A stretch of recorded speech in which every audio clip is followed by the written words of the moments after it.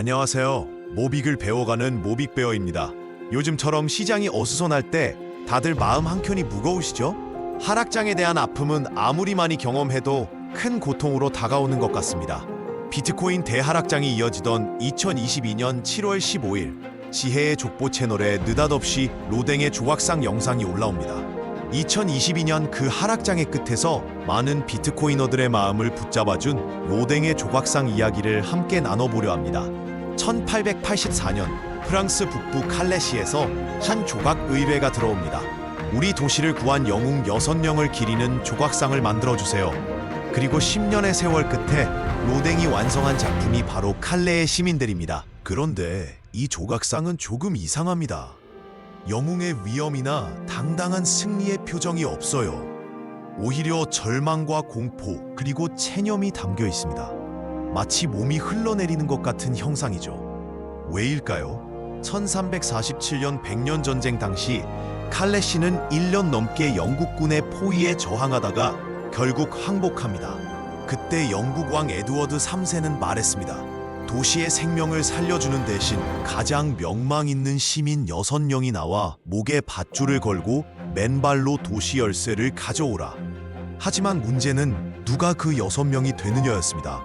도시 전체가 회의에 들어갔고 처음에는 제비 뽑기로 정하자는 의견이 나왔습니다. 그러나 한 시민이 나서서 말했죠.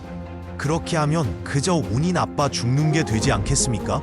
그건 부끄러운 일입니다. 스스로 자원해야 합니다. 그는 자신이 가장 부자이고 충분히 살 만큼 살았으니 먼저 나서겠다고 했습니다. 그 용기 있는 고백에 감동한 지도자들이 잇따라 자원했고 그렇게 6명의 시민이 정해졌습니다. 바로 자신들의 죽음을 알고도 걸어나간 사람들, 그들이 칼레의 시민들입니다. 보통 우리는 이런 이야기를 들으면 위대한 영웅, 자랑스러운 시민으로 기억하죠. 하지만 로댕은 그렇게 보지 않았습니다. 그는 그들이 걸어가는 그 순간에 집중했습니다. 살아있는 인간의 공포, 체념, 그리고 마지막 용기. 그는 그것을 흘러내리는 몸짓으로 표현했습니다. 그 모습은 마치 하락장 속에 서 있는 우리들의 모습과 닮아 있습니다. 그래프는 계속 내려가고 뉴스는 비관적이고 주변에서는 아직도 그걸 들고 있냐?며 웃습니다. 우린 호기롭게 시작했지만 지금은 몸이 굳고 마음이 녹아내리죠. 그럼에도 버팁니다. 로댕의 시민들처럼 그 길을 끝까지 걸어갑니다. 결국 칼레의 6명은 죽지 않았습니다. 임신 중이던 영국 왕비의 간청으로 목숨을 건졌죠. 이건 기적의 보상을 말하려는 게 아닙니다. 오히려 우리의 마음 상태를 보여주는 이야기입니다. 하락장을 견딘다는 건 돈의 문제가 아니라 존재의 문제예요. 나는 과연 무엇을 믿고 이 길을 걷고 있는가?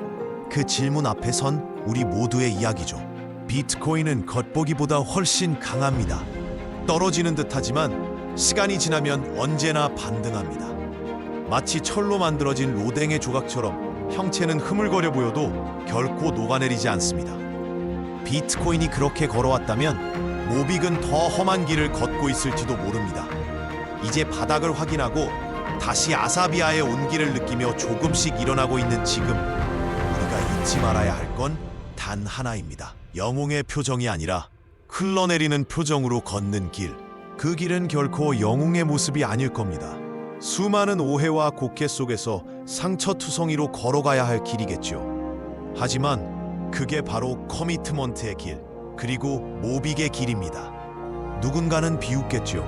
누군가는 이해 못하겠죠.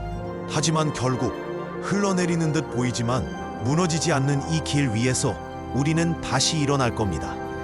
오늘의 이야기 어떠셨나요? 칼레의 시민들처럼 우리도 각자의 자리에서 묵묵히 버티고 있습니다. 흘러내리는 마음이 들 때마다 이 조각상을 떠올려 보면 어떨까요? 흘러내리는 것 같지만 오랜 세월 동안 결코 변하지 않는 로댕의 조각상처럼 우리의 믿음도 그렇게 오래 남을 겁니다. 감사합니다. 모빅베어였습니다.